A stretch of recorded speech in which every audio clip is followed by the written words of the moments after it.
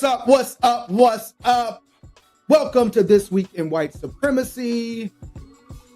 We are filming remote, as you can see, if you're seeing, but if you're hearing, it's just the same old commentary, well, not the same old, the same fresh, powerful commentary where we expose the white supremacy that's happening all over the world. Oh, are y'all having a face off?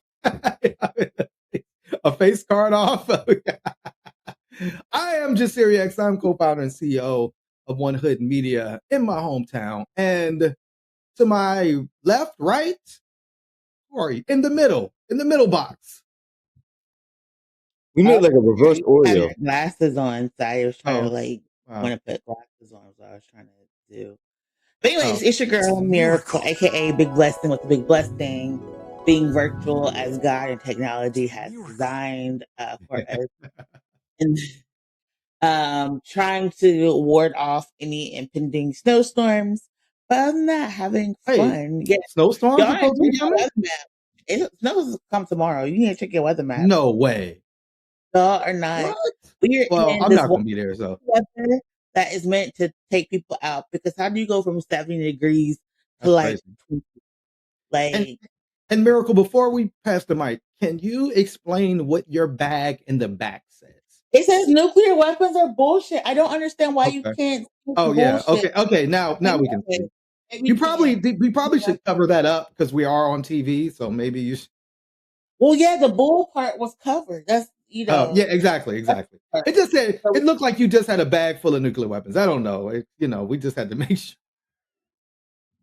Yes, this environment. In this environment, yes, this is an essential part of my home that's going to take me out. So much radiation is permeating everywhere.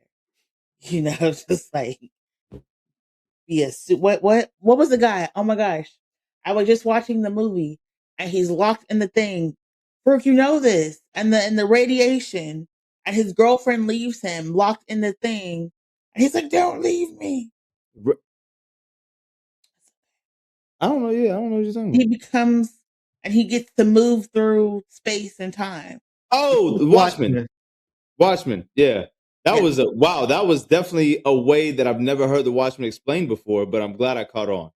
I'm not the girl. That's not my aesthetic. Synopsis? Not your thing. Yeah. I mean, no, I was gonna say that's just not my genre of film. Oh. I am very much a Hallmark. But anyways. Yeah. Who are you? I am being terrorized by Miracle's friends. That's who I am.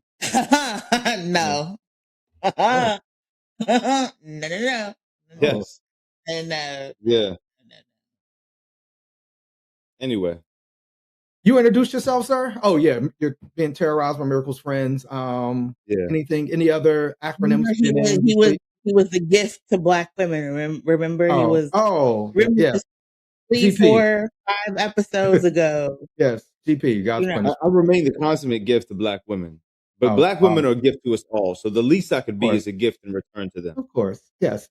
Particularly because this is it was just International Women's Day. Yeah, it's Women's Month now. Women's History Month. So shout out to Black women everywhere. So currently we're still in the midst of the war with Iran. It seems as things unfold, there's more that we know and more that we don't know. One of the principal things that was talked about was this bombing of a school of girls in Iran. That has been confirmed that did happen. And CNN and New York Times and other outlets reporting that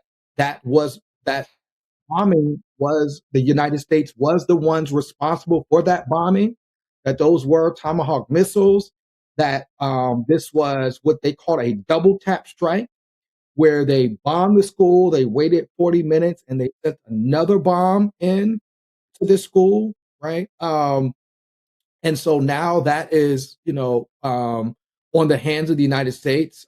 Iran chose a new supreme ruler. Khomeini's son is now the person in charge.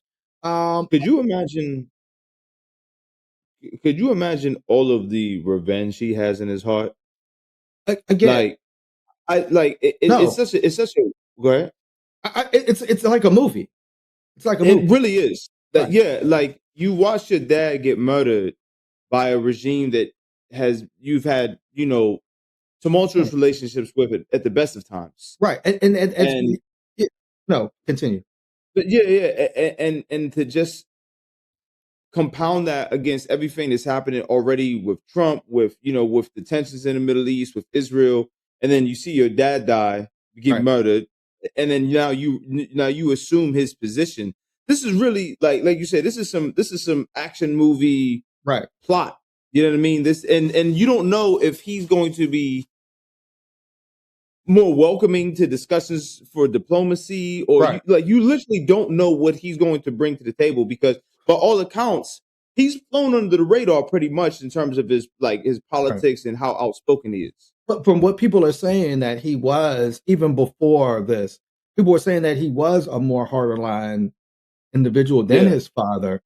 Supposedly Right. not just his father was killed. They said his mom, his wife, I think they even Oh said wow. one of his children were killed in that strike. So, like you said, the level of, obviously this is not somebody that we're looking at and saying is going to negotiate. Maybe, I mean, Yeah. like, we're a group of people that want peace. Then you have, Israel bombing the actual oil facilities or fuel facilities in Iran that has, Destabilizing the water plants, well, they said it everything. was raining acid. Oil was, it looked like some post-apocalyptic scene. And then the United States was saying, "Yo, Israel, you ain't supposed to do that." You know what I'm saying? Like Lindsey Graham literally went on Twitter to ask, oh, again, you did this on Twitter.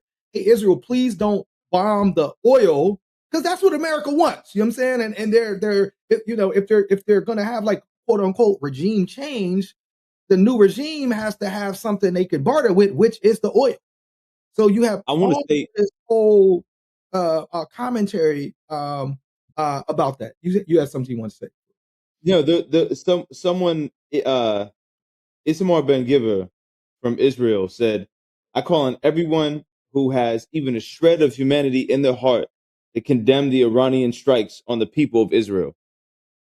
It ain't no fun when the rabbit got the gun, my nigga, because like Well, you, yeah. I mean, we want to, again. It's that piece of, like, hey, we want to condemn all strikes. Like, we think all strikes are bad on anybody. You see what I'm saying? Like, there's this quote. I think it was James Baldwin that I was seeing, where he was saying, like, every child is our child, right? Not just, so again, this is the part of the problem, right? You get into a piece where it's like, when it's you being bombed, you want right. The prayers of the world, but when you're bombing somebody else, you want the cheers from the world. You want the world to Yeah. understand while you're bombing. And remember, Iran, you attacked Iran. Iran was minding its own business. Again, you can have a whole conversation about whether or not you believe they should have nuclear weapons. Miracle's Bag says what we believe. We don't want anybody to have nuclear weapons. We don't think anybody should be. Are you thinking you safe with Donald Trump on a nuclear weapon? I don't. Right. You know what I'm saying? That's the last person I want to have that level of access. So we don't think anybody should have it, but they were developing whatever they were developing, and you bombed them. So then for you to bomb them and then want the world to condemn them when they bomb you, I mean, that's kind of crazy. You punch somebody and he punch you back. Hey, yo, condemn that man. He just punched me. Well, you punched him I'm in with his you. face, and you brought your team with you. Y'all both punched him. So it doesn't make any sense, all of it. But I think, particularly Miracle has been saying from the beginning, none of it did. You know what I'm saying? And, Miracle is borderless Miracle. She just wants people to live and thrive and be able to have. It could all be so simple. It could all be so simple. But no, I think it's really important to talk about that. The bombings in Iran started right as Iran said that they had tentatively reached a deal with the United States of America. And not to give Charlie Kirk any bail, but he had talked about, before his passing, this idea that people have been really infatuated and obsessed with going to war with Iran. All of our Middle East policy has been about trying to draw, I think I always say Iran, but it's like Iran, into some type of war with the United States. And at the end of the day, the fact that Lindsey Graham was like, South Carolina, send your sons and daughters, absolutely the F not, sir. Right. Like, hold on a minute. We need to, in 2026, not be dropping bombs on people. I firmly believe that if you want to go to war with somebody, you personally should be the one who's dropped overseas. You personally need to go fight the leader of that country, and then what happens, happens. The fact that we do not know how many Americans have been murdered in this 10 days is absolutely ridiculous, because the numbers are, drastically are varying depending on which source you hear. And when we talk about the bombing of the school that happened, that was a double tap that was allegedly 40 minutes apart.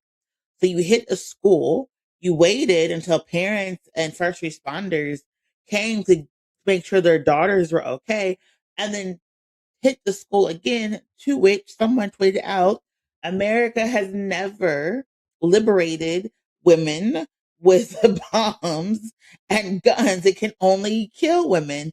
And for a country that says liberating women is murdering 100 schoolgirls, what does it mean for the women who live and reside in that country? And again, during this Women's History Month, we do not have equal pay. We do not have health care. We are literally living in the third iteration of a recession within a year and a half, because we also don't support women here. So whether here or there, we're just out here killing women and girls. And that is what this government ran on. And so it's really, really sad and unfortunate. But we are in the middle of a world war. And I think we falsely believe that it's not going to hit our shores. And it's probably sooner rather than later is going to, because everyone has these drones, these missiles, the smart tech, right? And so we are not as immune and insulated as we think. For what? Right. For what?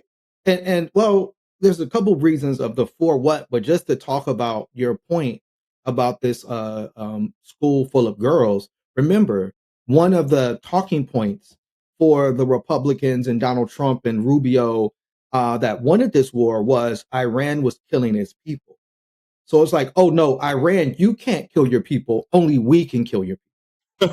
Yeah. Right. Yeah. So then we kill the people. And, Donald Trump, when asked about it, Donald Trump said that wasn't us, that was Iran. And so Donald Trump was actually asked at a press conference specifically about that, because when they broke down the footage of this school being bombed, they were able to tell that it was a Tomahawk missile. It was Tomahawk missiles that bombed this school. Here was this reporter confronting Donald Trump about what he was saying about this was Iran that bombed their own school. You just suggested that Iran somehow got its hands on a Tomahawk and bombed its own elementary school on the first day of the war. But you're the only person in your government saying this. Even your defense secretary wouldn't say that when he was asked, standing over your shoulder on your plane on Saturday. Why are you the only person saying this? Because I just don't know enough about it. I think it's something that I was told is under investigation. But Tomahawks are used by others, as you know. Numerous other nations have Tomahawks. They buy them from us. But I will certainly, whatever the report shows, I'm willing to live with that report. How you don't know and you the president? But then if you don't know, why are you talking? They're dead. Right. Yeah. But why are you talking? If you don't know, again, remember, there was a time, Farouk, actually, where if a president didn't know, he would shut the fuck up. It's like, if you don't know what happened, but again, we've seen this even with Renee Good's death, Alex Pretty's death. they're just jumping out and saying whatever narrative they want to create. Anything they want, just whatever. Right. So just the being loud and wrong. 100%. The narrative you wanted to create was Iran bombed its own school with Iran got a tomahawk missile, but that's not what happened. We now know it was the United States that did that. And again, this is not something that is going to endear the people of Iran to somehow rally up and overthrow this oppressive regime, according to what America thinks, right? You know, now it's 160 children and parents because you did this double tap strike that are gone now. And again, that wasn't a military base, this is a school. So you have that unfolding. You have now gas prices are gone up and the prices of everything else has gone up. And so, you know, it was already unpopular. Again, you framed this as, oh, we had to do this because Israel was going to attack. You know, Miracle kind of touched on it a little bit. According to what we've heard, Israel said this to Biden. Israel said this to Obama. Like they were trying to, you know, say, oh, you gotta attack Iran, they're going to attack us. And again, when we really look at it geopolitically, we know the person who doesn't want Iran there the most is Israel, because Iran is this, you know, Iran is run by Muslims. You know, Iran is a country that, you know, has been rallying other countries as well. And so because you have these ideological differences with Iran and you have nuclear weapons, you don't want Iran to get their hands on nuclear weapons, but you wanted this regime change. You don't want this Islamic Republic in the Middle East. And you found a president that you could manipulate. And that's what it has been looking like. And you found senators and Congress people that you can manipulate, obviously, like Lindsey Graham. And again, they probably got files on this man. I don't. Oh, yeah. I mean, sure. You know, I wish if Lindsey Graham could just come out and just live his life as a, you know what I mean? Be happy. You got millions, be happy. But, you know, kind of like what Miracle said, the Trump administration is not taking the draft off the table. The Trump administration is talking about boots on the ground in Iran. And, you know, when they asked the Iranian dude, he's like, bring it on. You know what I'm saying? What? You know, Lindsey Graham is talking about sending South Carolina sons and daughters to Iran. You know, the American people already don't want this war as it being unpopular. Now all the prices are going up. And so the, you know, administration now has to get their whole talking points in order. And their talking point now is short-term pain. Hasn't that been the theme this entire time? We're going to feel some slight discomfort with the tariffs. We're going to feel some slight discomfort. Yes. Like he's talking like it's a prostate exam. Yes. Like, you know what I mean? Like, yo, this is not like, that's what it is. Just bend over and breathe. Is that what you're telling the American people? Just shut up and like it. Like, I don't get it, man. Like, it's crazy that is your rhetoric for your voting base. But again, but remember, that was the rhetoric after they got elected. Remember, before they got elected, their rhetoric was great. Right. Day one, prices will go down on day one, is what they said. Day one, I get in office, the lie prices detector are going to go down. That was a lie. Now we're on day 380, and prices are higher than ever. You know, listen, so like, hold up. I talk about this all the time. I always say this because I want this to be relatable. The cost of everything right now is so unbelievable. Yeah. Like I just paid my my Duquesne, like my light bill yesterday, and I was like, "What the entire fuck?" Like I'm not using anything. I haven't turned my heat on all winter, bro. I didn't turn my heat on once. Yes. The cost is in like this paying for them data centers, my brother. Petrol, everything is so expensive. Yeah. Like coconut milk that I usually get for like $3.99 is like $5.49, almost $6 now. Yeah. For 1 quart of coconut milk. Because in order for the trucks to coconut blend it yourself. It would be cheaper. In order for the trucks to get the material to us, they have to use gas. And so if the gas is higher, then the delivery prices are higher, and then we're going to be paying more. And so again, it's like, what is this for? Do you have that clip? This is a short-term disruption for the long-term gain. Short-term pain for the long-term gain. Short-term pain be for long-term gain. We're going to have some short-term pain with long-term gain. Short-term pay for a long-term gain. Some short-term pain, yes, but we've got some long-term gain. Short-term spike for a long-term gain. Some short-term pain for American consumers. We may have to deal with that in the short term. Short-term and temporary. Temporary short-term pain. It's going to suck in the short term. Some short-term pain. Short-term pain. We have to focus on the short-term. Short-term. Short-term. Short-term. Short-term and long-term. Short-term blip. Hopefully this is a short-term pain. Short-term is highly outweighed of the long-term benefits. Some short-term pain for the long-term gain. Short-term sacrifice for a long-term gain. I wonder who. I know somebody's ghostwriter is getting a bank. A I bag. know there's a ghostwriter bag, somewhere is getting, because that is not ChatGPT. Okay, they are paying somebody. I don't want to know who it is. Short-term pain, and you know that person like stood up in a meeting and was like, "Oh, I got it. Short-term pain, long-term gain." Everybody was like, "Oh, high five! That's the one. That's the banger. Put that out right now. Put that out." So, but again, it just shows what is short-term. That's my question. Yeah, Is right, short-term 4 years? Is short-term 5 years? What do you qualify as short-term? And not just that, like, what guarantees that people are going to survive the short term portion of it, right? Like, you can lose your house, you could, you could be in financial ruin, you can get sick without health care. Like, what ensures people that they're going to see this long term return on investment? Like, there's no guarantee with this. Well, What's to stop somebody come over here and just doing a mess? What'd you Trump say? said he could live with it. I'm saying people gonna die. He didn't say y'all could live with it. He said he could live with it. It's kind of semantics here, right? But Because y'all might not live. He might not live. And that's okay with him. Like, it's okay with Donald Trump. Hey, he said, war's hell, some people gonna die. I told you, some people gonna die. That's what he said. And then it was, I believe, Donald Rumsfeld. There's a clip going around where he was like, "Oh, we're only going to be in Iraq. It's going to be a short-term thing."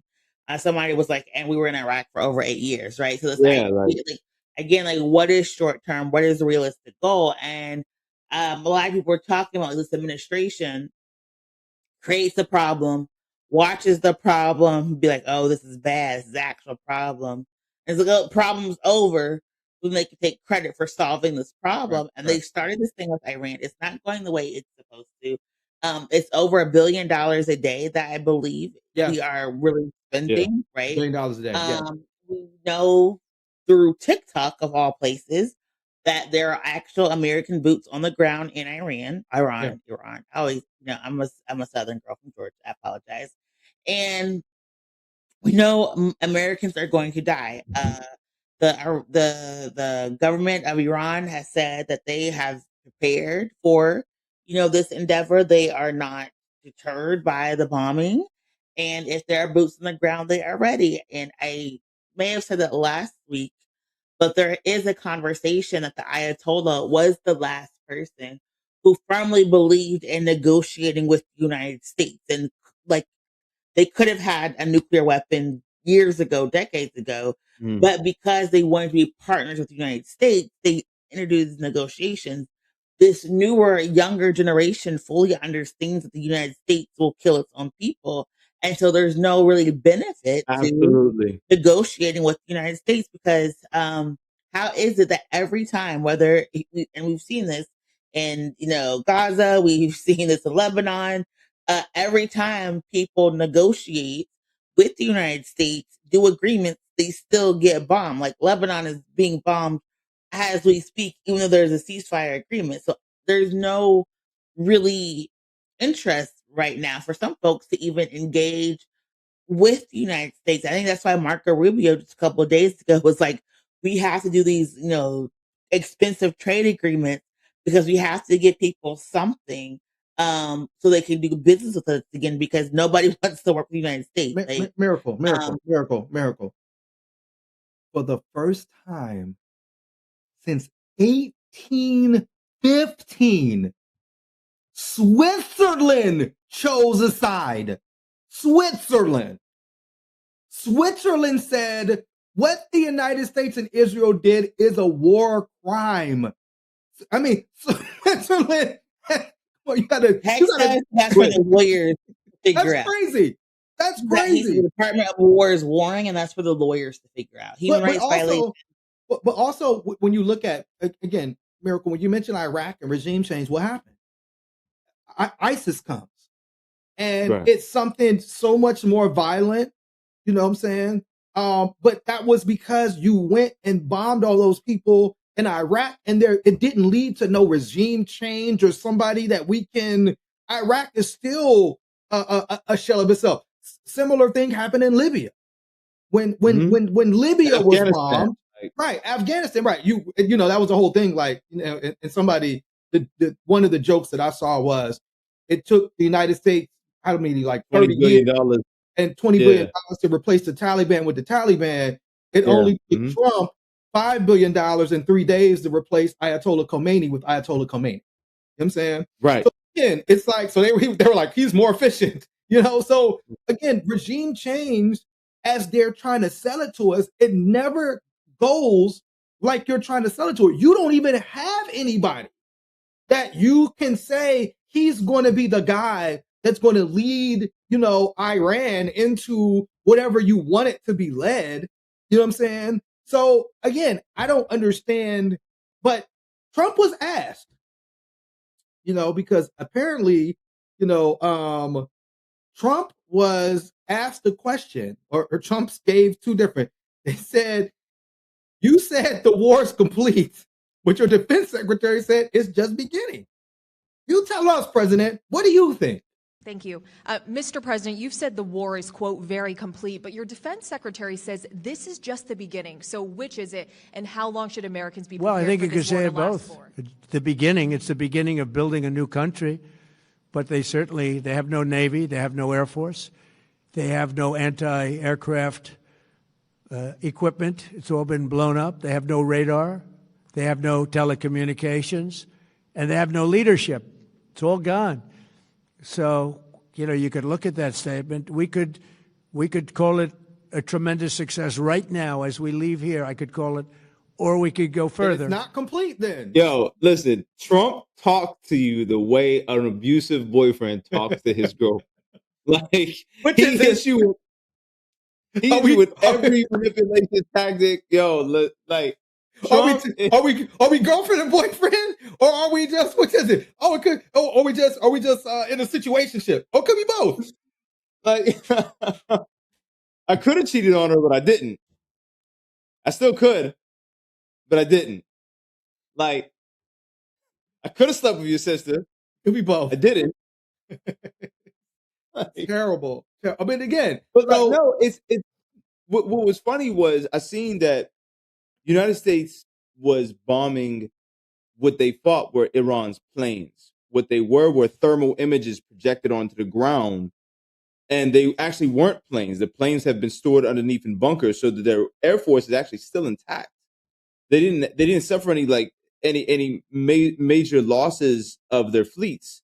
So he's just up there just lying, like absolutely lying. And they elected a new supreme leader, and I saw a picture of that square when they announced that. Man, it looked like they turned like Miracle. Thousands of people was out there.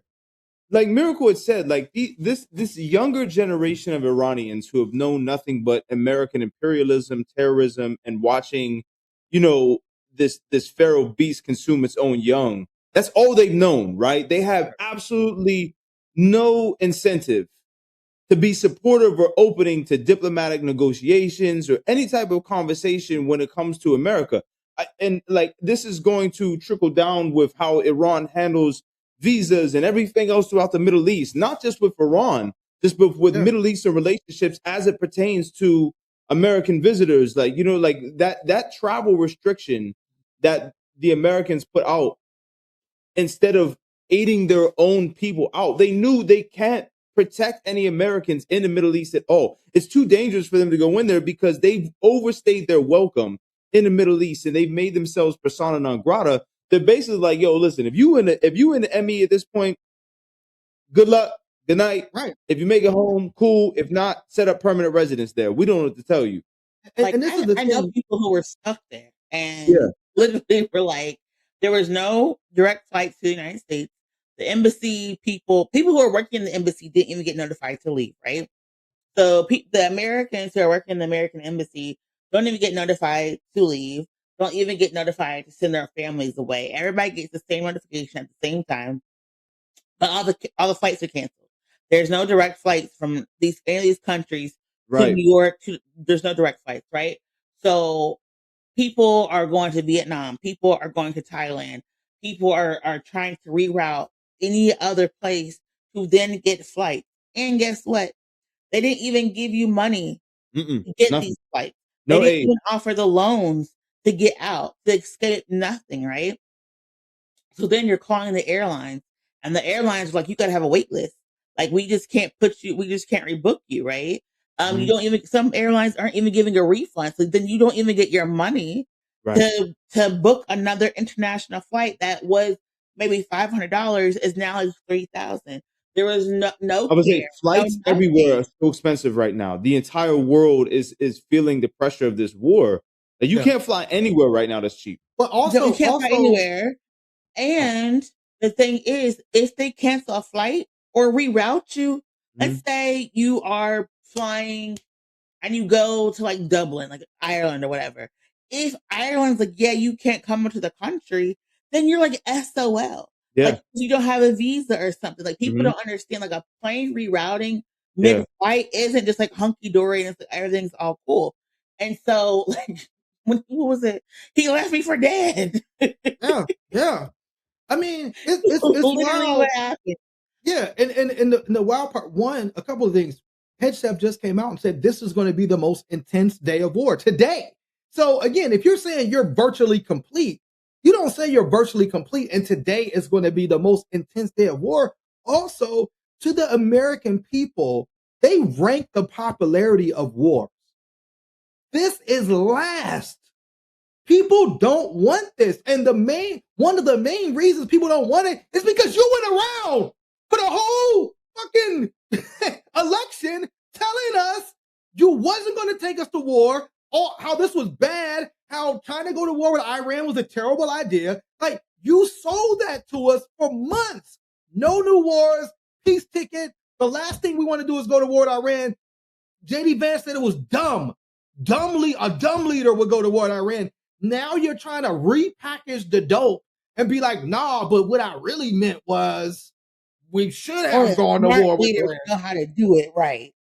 We're SOL. I think that, and from what Frick was saying, is the reason Iran has been so successful with everything is they really studied the technology. Russia's been studying the technology.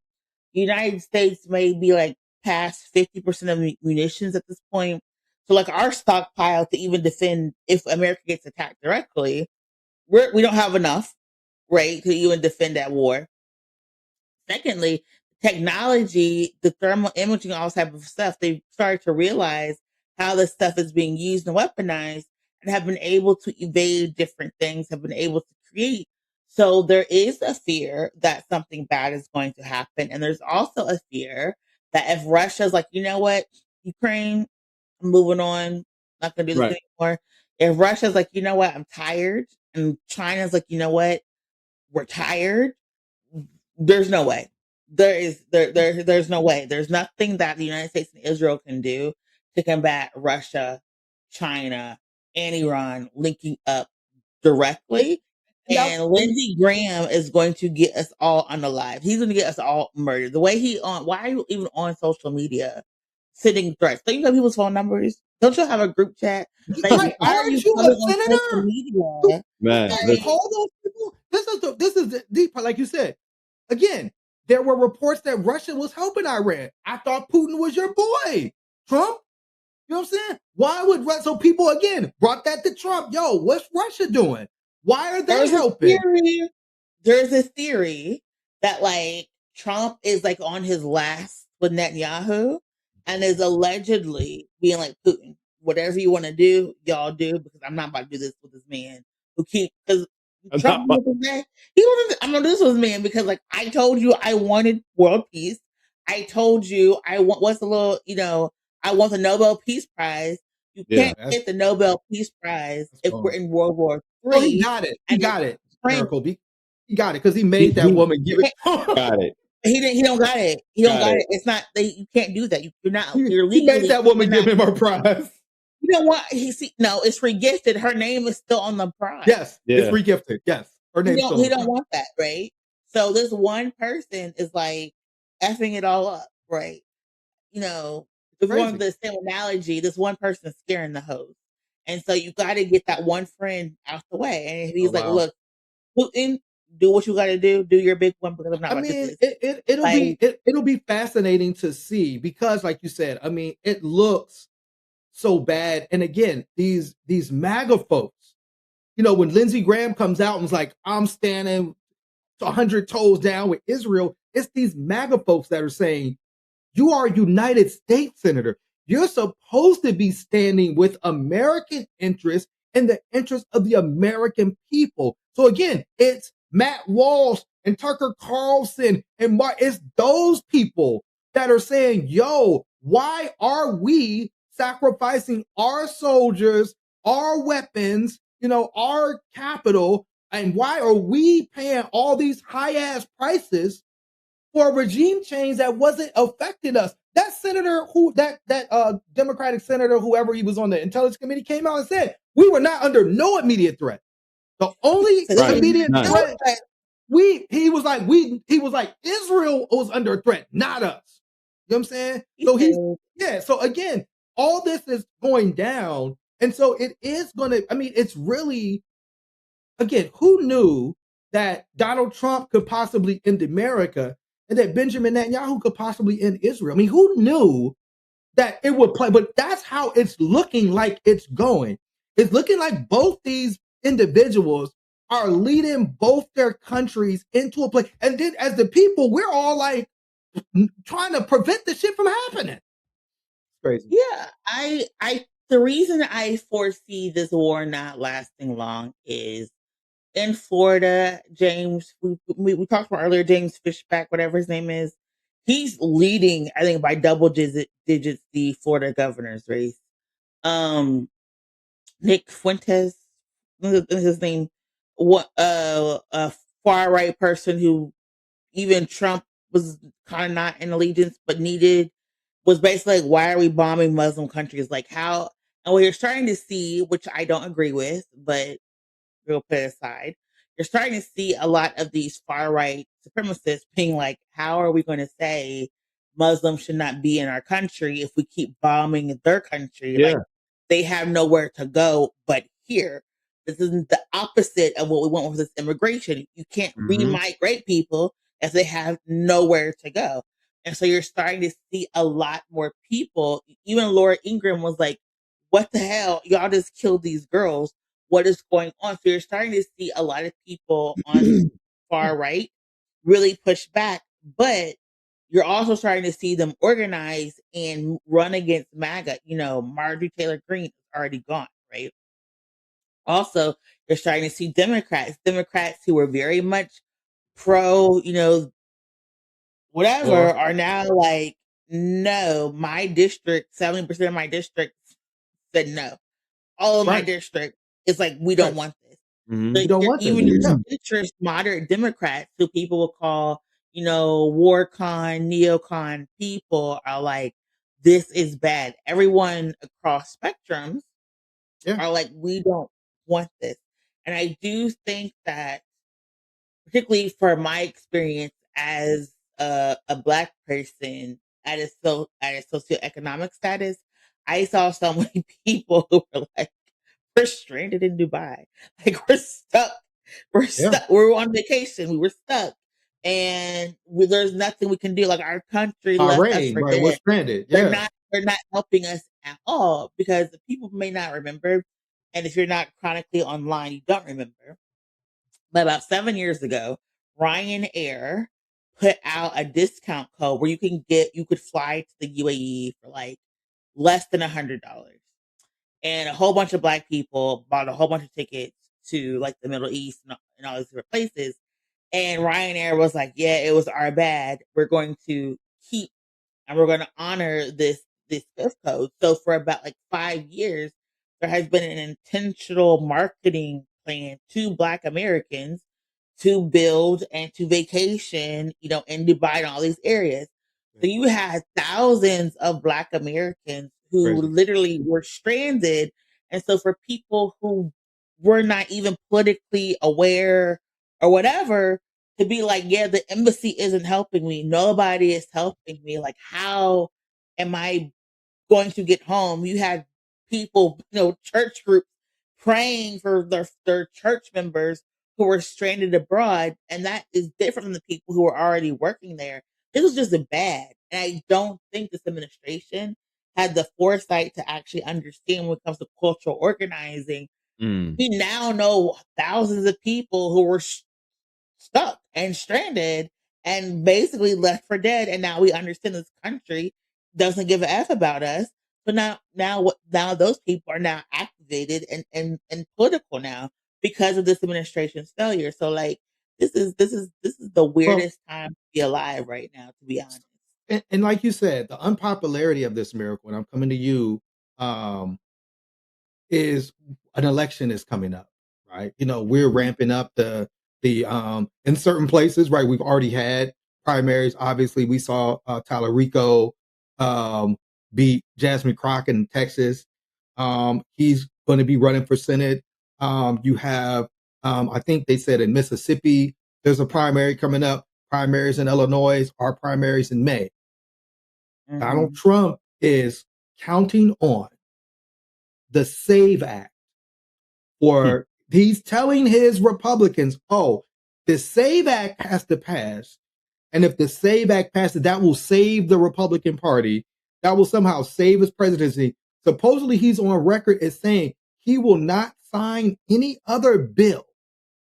It said he declared it must be done immediately. It supersedes everything else, must go to the front of the line. I, as president, will not sign any other bill until the SAVE Act is passed. Do you see the SAVE Act being passed? And could this passing of the SAVE Act in some way save Donald Trump or save the Republicans from, the unpopularity of all of Trump's decisions?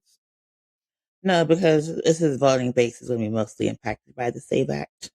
Oh, his voting base doesn't have a passport and doesn't have their primary documents. And also what you're going to see, in what you're seeing now, is people trying to get folks their Social Security and trying to get people their primary documents.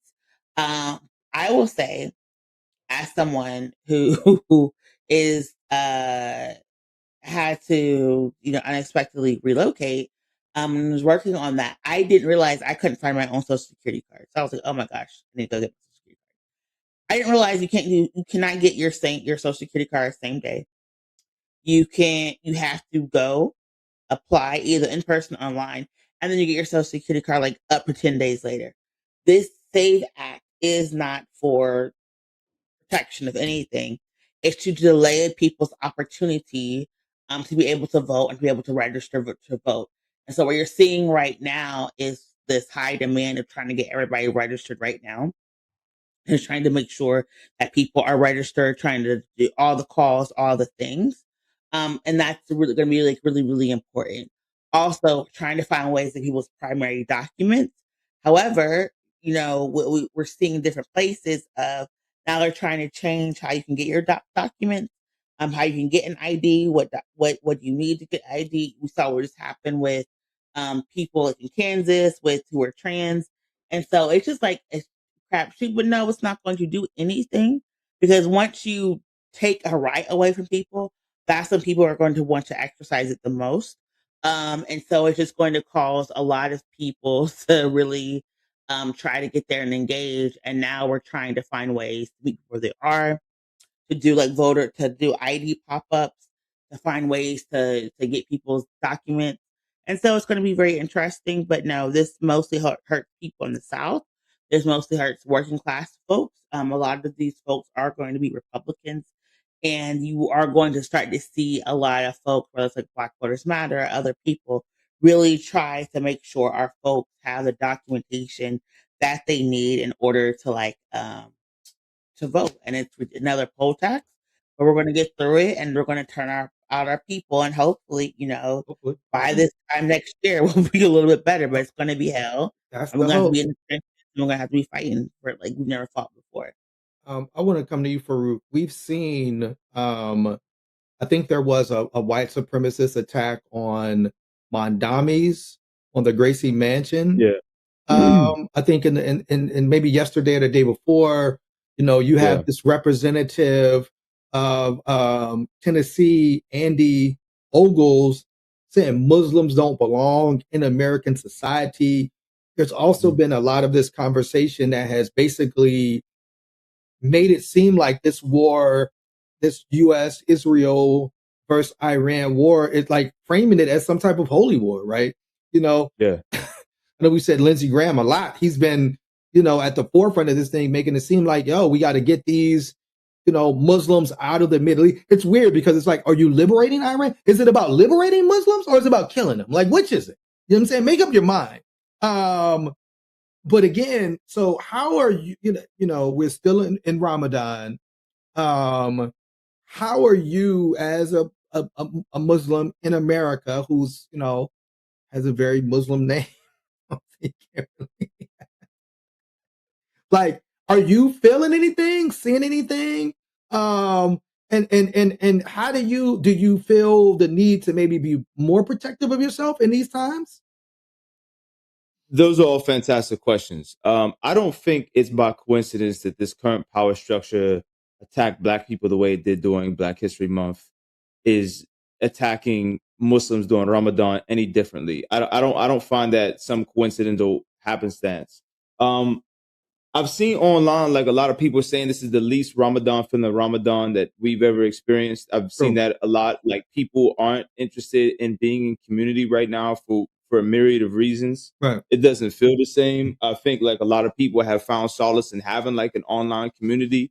I've seen that a lot on social media, that like everybody was celebrating Ramadan online, right? And then it was difficult in person. And I think like it was highlighted by what happened in New York, like the car bombing and everything on Mayor Mondami's. I don't know exactly what happened. I just seen that there was a car bombing in New York. Like I didn't know what, but I seen people were saying that Zoran did that. Like that was what Zoran brought to New York was car bombing. It was like how, like why would he be responsible for this in any stretch of the imagination? I think like these attacks against Muslims and Black people happening right now, it's definitely a targeted thing. It's meant to not make you feel safe. It's meant to have you question your security every time you come out the house. And that's really part of a consumerism tactic, like fear and consumption. Like I believe this is like trying to drive people into the stores to go buy things to make them feel better, even though the price point is super high. Like that's honestly what I feel it is. I feel like it's a way to just scare people into commerce, scare people into buying things that they couldn't afford, and just like perpetuating that cycle, the snake eating its own tail. So I mean, like for me personally, I always think it was like Allah is God. You know what I mean? Like my personal things is crazy right now. I know life is crazy for a lot of people. I'm just like, yo, if it's gonna happen, let's just get this shit over with. You know what I mean? Like let's get it over with. If it's because I don't want to be in misery dealing with this. So it's just crazy, bro. It's just we had a but I have seen a lot of people say this is the end of days. Everybody has been saying that is the end of days. I mean, it looked like it. It was saying that in New York, it said a white supremacist, Mayor Madami tweeted, a white supremacist, Jake Long, organized a protest outside Gracie Mansion rooted in bigotry and racism. Such hate has no place in New York City. What followed was even more disturbing. Violence at a protest is never acceptable. The attempt to use an explosive device to hurt others is not only criminal, it's reprehensible and the antithesis of who we are. Supposedly it was like some teenagers from Pennsylvania that supposedly attempted to detonate some device. Again, it's like we don't know what's going on, why this is. I mean, we know why. I mean, it's very end of days. You have some theories. I have a take, and we can cut this out. We're gonna go to conspiracy miracle. No, I have a take. We talk about why do these kids from Pennsylvania travel to New York with the explosionary device to, in their minds, protect Mamdani from this far right white supremacist provocateur. And I think that when we literally look at what has happened in Pennsylvania for the past 2 years, there really has been no one showing up for the Muslim community to protect them, right? Our leadership has basically abandoned them. Everybody has been calling them terrorists for years. Mosques have been threatened. People have doxed folks. All this harm that has happened to Muslim people, no one has really taken it seriously or shown up or advocated for it. And they're saying they want Muslims removed from society. The same guy was saying like Muslims are dogs, and nobody is saying he should be censored. Nobody's really doing this. So I think in a warped sense, these kids feel they had a duty to go to New York and protect this Muslim man who's really being assaulted by these folks. You haven't seen Schumer or Jeffries embrace Mamdani. There is a fear that like none of these Muslim candidates are going to be protected, and so they feel they must protect each other. Obviously, terrorism is never okay. Obviously, having an explosive device not okay, because when you throw a bomb, you're not only targeting the people that you feel like are harmful, you're also going to be getting citizens and people who are innocent, and that is why terrorism can never bring about freedom or liberation, whether it's through a bomb or a gun. Whether it's an 18-year-old kid or a whole entire state or nation, right? And I do think we have to have this conversation about really the rise of Muslim hatred. I think we have to have a conversation about how we are depicting Black and brown men and how we are depicting Black and brown men who also happen to be Muslim. And what spaces are we getting to support people to make sure they have an outlet to talk about their fears, their frustrations, so they're not falling prey to being radicalized online? Because 9 times out of 10, if you follow these situations multiple times, the people who are radicalizing Muslim men online are actually agents of the United States government. 1,000%. Like, and this is documented. There was a situation documented, where you had to sue because the kid was autistic. This has happened time and time again, and so it's really, really important that we're pouring resources and supports into the Muslim community right now, but also having conversations, also supporting like mental health, because I feel like a lot of these kids are misguided. I don't think at the heart these kids, they're 18, 19 years old, are terrorists. I feel like they were just like misguided and they need support when we talk about kids making actual mistakes and not like 80 and 30-year-old white men being violent and making mistakes. These are 2 18, 19-year-olds who are children who actually make mistakes. And right now is the point where they need support and intervention, and not incarceration. And so I do think it's our, if the children of the world, are ours, if every bomb village is our hometown, now is the time to make sure our communities have the resources that they need to be okay and not, meet state violence, whether it's a jail cell, a prison cell, or a bomb. It's hard to, in this environment, see that space. But what's wild about that is, like you said, Miracle, there's, we've had a history, particularly our generation, where in every movie, the villain was some Muslim, quote unquote, terrorist, somebody from Iran, and all right. But despite that, you could argue the most popular politician in the United States right now is a Muslim man named Zoran Mandami.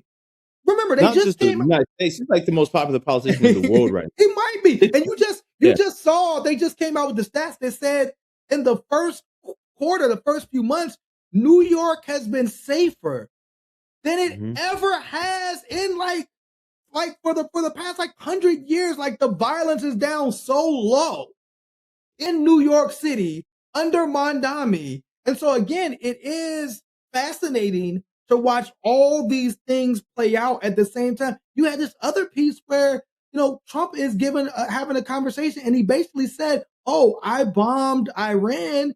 This is what Jared and them told me." And again, Jared Kushner being an advisor, having no official position other than Trump's son-in-law, but being this advisor on this, he's being sent over to Israel with no real, again, we're watching this take place, and it is fascinating to see. And it's going to be really, if there's some type of draft,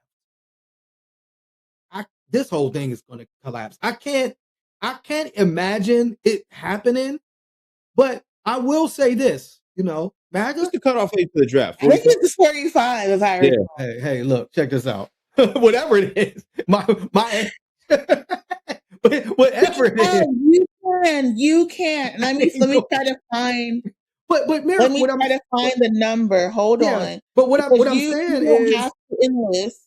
Oh hell no! But this is the thing, y'all, all the people that talking about how much you love that, all y'all was wrapped in all the Trump gear and flags, and y'all go first. You better be first. That's the infantry designation. MOS is 11X. All them men. Candace always just put a clip out. It's wild when now like you're looking at like, but basically was like, yo, are y'all Christian Zionists? Instead of being mad at Tucker Carlson, go sign up for the military. There you go. This is what you believe. If you believe there's some holy war, supposedly one of these generals or whatever majors, I don't know what his rank was telling people in the military that this was a holy war, that Donald Trump, this is biblical, and they're going to go over there. Hey, yo, look, all y'all that believe that, y'all go over there. This is what I need right here. Like, I need these Christians to realize that, like, you're missing the point, bro. This has nothing to do with you at all. But this is this warped doctrine of American fanaticism and Christianity, what they branded as Christianity. This has nothing to do. This is all white people fighting, right? This is 1,000% white people. So if your religion is whiteness, then this absolutely makes sense. But I also need these faith leaders to step up and immediately start denouncing that these holy war claims and proclamations coming from the right. Like, this is 1,000% incumbent upon these Christian faith leaders to say this is not indicative of Christianity. Yeah. These are not the tenets and principles of Jesus Christ, and I denounce them. That is a great point. Last thing, I mean, we haven't even got to it, but Kristi Noem was fired from, her position as the head of Homeland Security. The fact that they let her speak while she got fired, and they ran that headline was hilarious. She was great. Right, speaking live, was not told she was going to be fired. Apparently, she was fired not because of any of all the bullshit that she was doing, but because she ran some $220 million ad that featured her. Mm-hmm. And what supposedly got her fired was she told Congress under oath that Donald Trump approved the spending of that money for that ad. That if she had said Trump didn't know anything about it, that she probably would still be the head of Homeland Security. Now this Mark Wayne Mullen. Yeah, Mark Wayne Mullen. We talked about him on the show after he tried to do that fist fight. Like, we mentioned him before. Mark Wayne Mullen, who's probably as bad or maybe even worse, is now the head of Homeland Security. The textbook definition of a DEI hire. 100%. No, I think they said he's the only senator that doesn't have a college degree. Like, no, you know what I'm saying? So does this mean Miracle, does this mean anything? Is this going to help anyway? Like, accept that. Like, we hope. I do. I think it shows that this administration, he was like, do not lie on him. But I think that it's starting to show that you can organize to get these people out. And these folks have been lying. Like Trump said, they told me Iran had that tomahawk. Yes. Who said that? Who is the they were talking about, right? Because you're not black. That they is ours. They is our language as black people. So who is it that you're talking about? To them on. People have been saying, like, it's been and I'm not shooting Trump any bill whatsoever. But people have been talking about all the people he had around him were these advisors who are trying to make millions and billions of dollars and tell him what he wanted to hear. But when he's confronted with stuff in public, it shakes out a little different. That's why JD Vance isn't as popular. That's why you see Rubio becoming. Rubio doesn't lie. Like, you notice how Rubio, he be like, I don't like them though.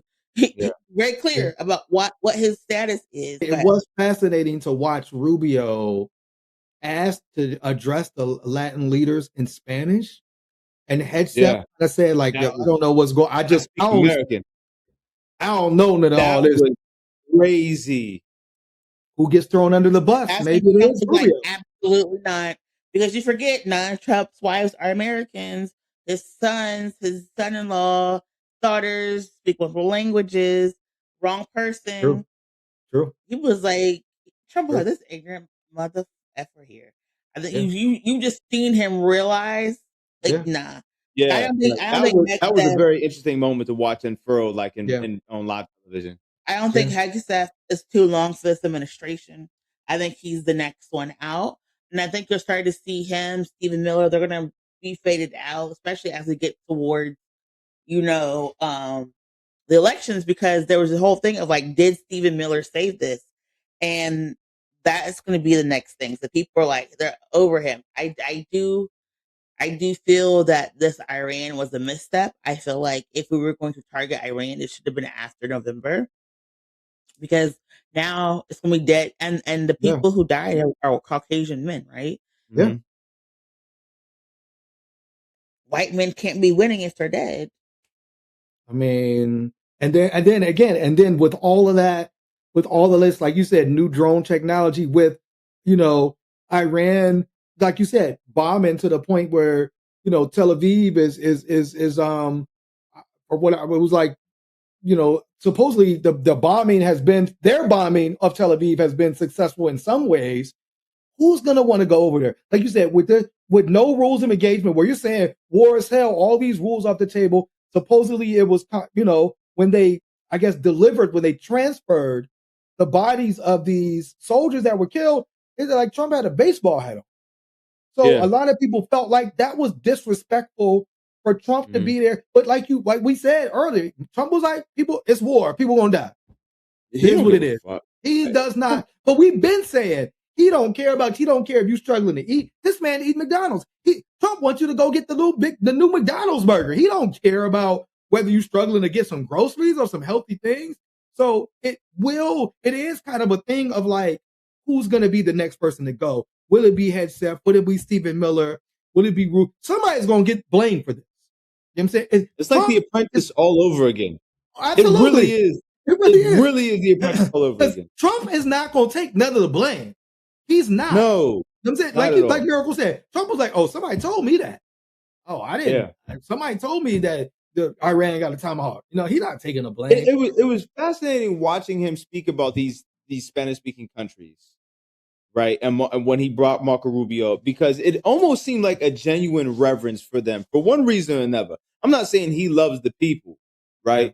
But it almost sounded like he was being very fond in very affectionate and endearing when he was mentioning them. And when he brought up Rubio, that didn't seem like it was just posturing your Spanish-speaking person. Yeah. That just seemed like, it was like, oh, okay, this is someone who can appeal to this demographic. It almost made me seem like he was not making amends for the Spanish-speaking people that he's deported, but almost kind of like, you're still okay in my book, like whether I'm deporting you or not. And here's proof of it, right? That's what it seemed like to me. I mean, and that's what I've said before. Agreements and policy and diplomacy has always been the solution to all of these issues. Yeah. Right? People being able to have a minimum wage, a minimum standard of living, and being able to be okay so they do not have to flee to the United States has always been the need for the United States foreign policy. And this whole, circle of influence, fierce influence, manifest destiny has always been bullshit. There's always been bullshit, right? But to negotiate fairly, to say, okay, I need this resource from you, you need this resource from me, We're going to pay a fair wage. We'll get, a benefit here, a benefit there. Your people can be okay. My people are going to be okay. That is what diplomacy is there for. That's what we should have been doing the whole entire time. And be clear, this is happening because that's how China negotiates with people. And we need China out of the Caribbean. We need China out of Latin America. And so you're not going to be able to threaten these countries. That day is gone. Right. That day is gone. BRICS is knocking at the door, right? Yeah. People are trying to move away from the US dollar and the gold standard. So you're going to have to do something. And you get what? More flies with honey than you do vinegar. Absolutely. And it's easier for people to negotiate with you when you're not bombing and killing them. But the problem that Trump has is that as soon as the bombing stops and the Iran war ends, Epstein becomes the main talking thing again. The DOJ supposedly just published a person, basically, right, talking about what Donald Trump did to her. This is a FBI report about Donald Trump assaulting her that the Department of Justice just put out. So again, as soon as the war ends, you still have all of these Epstein files. And you still have to answer for this. So this is, it was some article that said the Donald Trump presidency is in a free fall. It's in a free fall. Because if in the midst of a miracle, if in the midst of all of this, he could turn. Remember when Clinton was president? And Clinton's whole thing was, it's the economy, stupid. That was his whole thing. So whatever happened to Clinton, all the scandals of Clinton could point to like, y'all niggas got jobs and y'all got money and prices are good. Y'all could buy houses. And so even though Clinton had those scandals, people didn't care because people were living good. Trump's economy is terrible. He can't even say, yo, they just announced the unemployment. 92,000 jobs gone last month in February. 92,000. He can't even say he's building jobs. He can't say prices are low. He's done. A mess, right? Again, the Epstein stuff, I think Trump presidency's over. I'm announcing it. The Epstein stuff, to be very honest, the Epstein stuff is not that big of a deal. And here's what I tell you. All he has to do is be like, I found God. Let's be very clear. This is how America works. Think about R. Kelly. Remember what did R. Kelly do? About Donald Trump miracle. He's not going to do that. This is Trump. Correct. But I'm saying if he were smart, what does everybody do? What was Russell Brand? The same thing he just did. Hold up. Run that back. You just said you qualified it, Miracle. And what was your qualification? If he was Kelly, no, Brand. You said if he was smart. Okay, Miracle. If he was smart, we wouldn't be in this mess. Look at where we are as a country, Miracle. He's greedy. That's why we're in this mess. He wants the money. Like he's getting like there was someone talking about like I'm about to get kicked out the hotel. He's getting money. Like his family is making money off of this bomb. They right? are. Because you bomb and you have to. The Board of Peace makes so much money now, right? Yeah. So even when Lindsey Graham was like, "Don't bomb the oil fields," he wasn't saying like, "Don't bomb the oil fields because it's going to hurt the people of Iran and cause ecological disaster." He was like, "Don't bomb the oil fields because we're trying to use that to negotiate to get some money." That's what's going on, right? This man is greedy. He does not care. Like people are not smart when it comes to money, right? But I think that we live in a country where, I think we know that so many people are sexual predators. And what do they usually do? These abusers, they get called out. Everybody goes and finds Jesus. Everybody's a Christian influencer now, right? All Trump has to do is release the files, say he had a thorn in his side, whoop, whoop, whoop, and, go find Jesus, that we just saw all them pastors praying for him, right? In the White House. All he has to do is lean into that rebrand and nobody's going to care.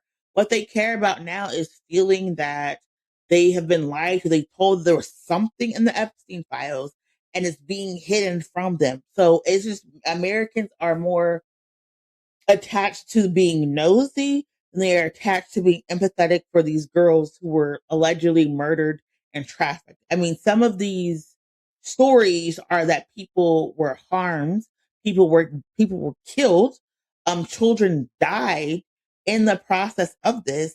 And you are now seeing a couple of investigations pop up here and there, but no one's going to take out a warrant and arrest Trump over this, right?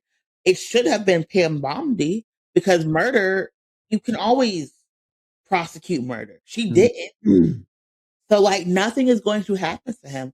Nobody is going to remove him from Congress. Congress is getting these briefings. They know what's in these files. They're not trying to impeach him. It's not nothing's going to happen to him. So it's not the big deal that we as everyday people think it's going to be. So release the files, become an actual Christian that you claim to be, and it's like, do something and make the economy better. Like that I don't believe that's going to happen. Again, I think that the only reason this was released is because we're currently at war with Iran, and they knew it wasn't going to be a front page story, because if it was not a war with Iran, it would be front page news. It'd be what everybody's talking about. And again, just going back to the MAGA folks, prices are high. You know, this man's and all his friends are pedophiles. You know, now we're at war. You about to get drafted. I mean, at what point? At what point? I mean, but again, Trump is as unpopular as ever. At what point do folks start jumping off of that train? It's going to be fascinating to watch and see. You have our white pages for today, Farouk. Do you want to share that with our audience?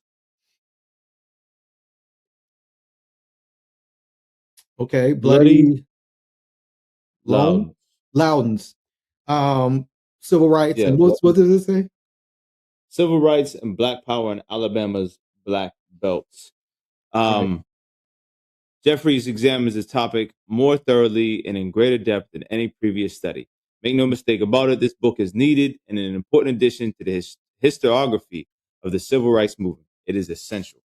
Yeah, there's also been there, you know, in the wake of, you know, Jasmine Crocker losing, there has been all this conversation about how do we invest in Black voters in the South.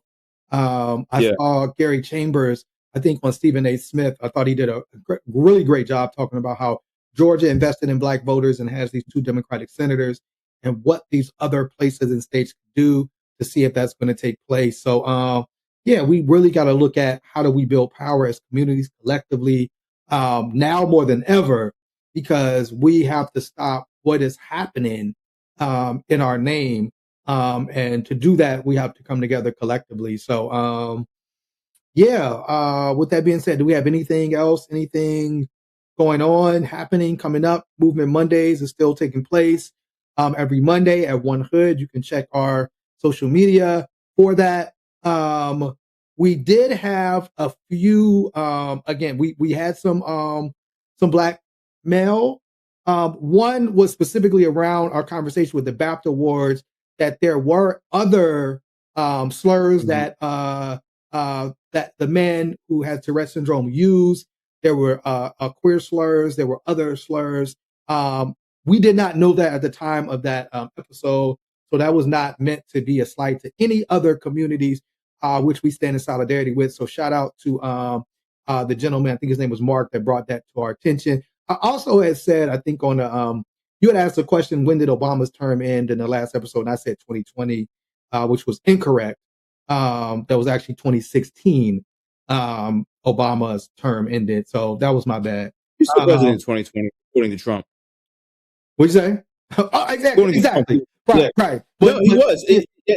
Trump said that in 2020, Obama was still president. Trump actually said that. So I mean, Trump also said he spoke to the president of the Virgin Islands and the president of Puerto Rico, which is him. He said Obama was fired from the presidency. You know, he ran out of term. He just said people were walking around with no legs. How do you do that, Trump? How do you walk with no legs? He literally said this the other day. So clearly this man, mental facilities are gone. Again, I just want to know, at what point do we collectively as a whole unit of Americans say, this man don't know what he's doing, and we have to move on from him? I think I just can't. It's not going to get any better. It's just going to get worse. So we have anything else coming up, Miracle? Can we still come see your, or is your art still on display? Yeah, my art is on display at Assemble to March 27th. Okay. I believe is there an artivist announcement coming this week or next week? I don't think it's coming this week or next week because we have to do all of the, stuff. Okay. We're here in Chicago, we're representing One Hood. So yeah, it's coming. Stay tuned. But yes, we have there's a housing summit we are supporting on the 28th of March. We'll talk about that in the future. But right now, it's like Movement Mondays, and make sure you just support and turn into the program. Absolutely. So, final words, Farouk? Iran hosts the most refugees in the world, about 3.5 million. And has the largest Jewish population. Yes. In the world, and some of the did not know that either. Did not know that. And also supports transitions and pays for people to transition through a government-sponsored program. That's surprising to hear. Did not know that. Yeah, and I do want to sort of talking about, yes, people have been uprising, people have been organizing, but it's up to people in countries who are organizing against their government to organize for their government, and it's not up to foreign governments to bomb and kill people. Right. Because I don't think people understood that a lot of activists who are organizing in the country were also being bombed. And the part of regime change was also targeting the organizers who have been fighting and laying the groundwork. So it's like really, really important that we just understand that just because people are uprising in a country does not mean that the actions that our country takes to invade and bomb are any way, shape, or form justified at any given point. Yeah, I agree. And if the bar is killing protesters, I mean, America has crossed that bar, and America would not take lightly anybody coming to try to tell them what to do. You know what I'm saying right now? I mean, so again, the whole piece was we weren't going to be involved in anybody else's stuff. We're just going to focus on America, and that went out the window. And so I would again say to folks, spend time with your family, be safe, be vigilant, register to vote, get involved, begin to organize, because it's going to take all of us organizing to get to where we need to go. And if you want to support One Hood, go to onehood.org. That's the number one hood.org. Get some merch, send some donations, tune in to our next episode. Well, hopefully we'll be in person next week. See y'all at that time. Peace. One Hood.